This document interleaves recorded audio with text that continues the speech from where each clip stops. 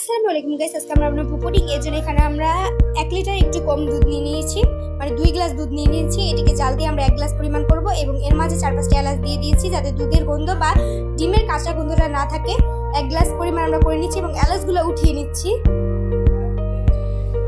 এখন পুডিং বানানোর আসল প্রসেসটা করব। এর জন্য এখানে 2টা রুম টেম্পারেচারের ডিম নিয়ে নিয়েছি এবং ডিমটাকে আগে কিছুক্ষণ ফেটে নিব। তারপর হাফ কাপ চিনি দিয়ে দেব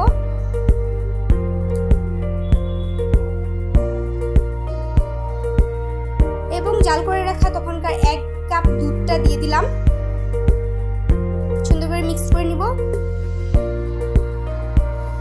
সামান্য পরিমাণ নুন দিয়ে দিয়েছি ব্যালেন্স ঠিক রাখার জন্য। এখন ক্যারামেল বানাবো, এই জন্য এখানে 4 চা চামচ চিনি দিয়ে দিয়েছি। হালকা আছে এটাকে করতে হবে, বেশি লাল করা যাবে না, হলে পোড়া গন্ধ হয়ে যাবে। এখন পুডিং এর মিশ্রণটাকে ঢেলে দেব। সুন্দর করে ছেঁকে নিতে হবে যাতে বাবলস না তৈরি হয়।